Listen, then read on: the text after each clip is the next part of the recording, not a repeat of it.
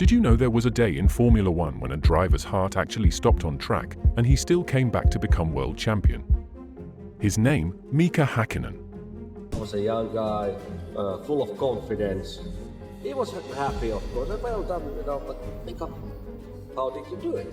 I just simply... Today, we'll trace how death touched him once and fear never did again. November 10th, 1995. Adelaide, Australia. The air was filled with tension. The last race weekend of the year. Mechanics shouting, engines screaming, the smell of rubber baked into the street circuit. For Hakkinen, it was a statement. 6 top 5 finishes that season had proven his speed, but he wanted more. This was about stepping out of Ayrton Senna's shadow. The man who'd once taken him under his wing was gone, and now Mika was carrying the torch. He strapped in. Focused. One more run.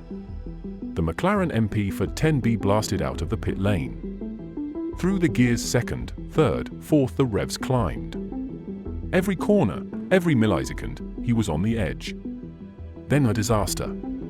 A rear tire blew. The car snapped sideways at over 200 km/h. The impact was violent. McLaren slammed into a concrete wall, the cockpit jolting so hard that his head smashed into the steering wheel, then whipped back. The car sat still. No movement. Marshall sprinted. The crowd froze. The pit wall went quiet. When they reached the wreck, their faces said everything. Hakkinen wasn't breathing. His face had turned pale blue.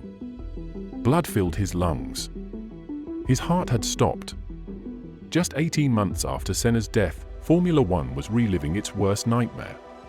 But fate and 2 men refused to let it end that way. Among the chaos, 2 doctors had rushed from the sidelines, Dr. Jerome Kalins, a resuscitation specialist, and Dr. Steve Lewis, a neurosurgeon. They didn't wait for the ambulance. They didn't ask for permission. Right there, on the side of the circuit, they performed an emergency tracheotomy, cutting a hole in his throat to give him air. Seconds meant everything. They restarted his heart once. Then again. Finally, a faint pulse. Mika Häkkinen was alive. Barely. He was rushed to the Royal Adelaide Hospital, just a few hundred meters away. Surgeons drilled into his skull to relieve pressure on his brain. Tubes ran from his body. Machines beeped in rhythm with a life hanging by a thread. When he woke, the world was different. His left side was numb. His face half paralyzed. He couldn't taste. He couldn't smell. At night, nurses had to tape his eyelids shut to stop them from drying out. The man who once lived for speed now had to relearn stillness. Mika didn't. He called it a pause, not an ending. 2 months later, he walked out of the hospital. Frail, scarred but alive. For months later, he returned to the paddock, not to race, but to prove he was still here, and that death couldn't take his love for the sport. Back behind the wheel for testing. The first laps were terrifying. Every vibration, every engine note gave him a reminder of Adelaide. But he pushed through. McLaren's confidence wavered. They'd signed David Coulthard, younger and unbroken. The team couldn't risk everything on a driver who had almost died. But Ron Dennis never lost faith.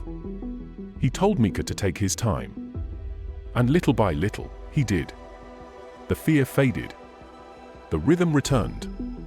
Then came 1997, McLaren's Mercedes partnership clicked, the car was fast, reliable, and Mika was back. That year ended with chaos at Jerez, 3 cars side by side into the final corner, but amid the confusion, Mika crossed the line to win his first Formula One Grand Prix. The man once lifeless on the track now stood atop the podium. By 1998, he was unstoppable. McLaren had built a rocket, the MP413, and Hakkinen was flying again. But across the grid, another giant was rising, Michael Schumacher. 2 champions, 2 philosophies. Schumacher, the relentless machine.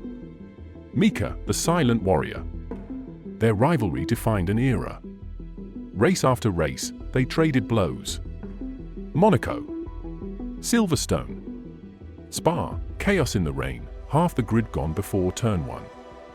The battle came down to Suzuka, Japan. The title decider. Schumacher started from the back. Mika from pole. When the lights went out, he was flawless. Lap after lap, he built a gap, every corner a statement of control.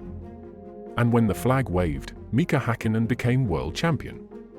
The man who wasn't meant to survive had conquered the world. He did it again in 1999, defending his title, beating Schumacher once more. Even Michael later admitted, "Mika was my toughest rival." But time changes for every driver. In 2001, after another heavy crash and with a family waiting at home, Mika began to question what was left to prove. He took a year off, just a break, he said. But deep down, he knew. The fire that once drove him had finally turned to peace. The day Mika Häkkinen should have died became the day that defined him. He didn't just cheat death. He came back stronger, calmer. A reminder that sometimes, the hardest crashes don't break you. They forge you. He left Formula One quietly. No speeches. No spotlight. Just a man walking away, satisfied. Because for Mika Häkkinen, survival was the greatest victory of all.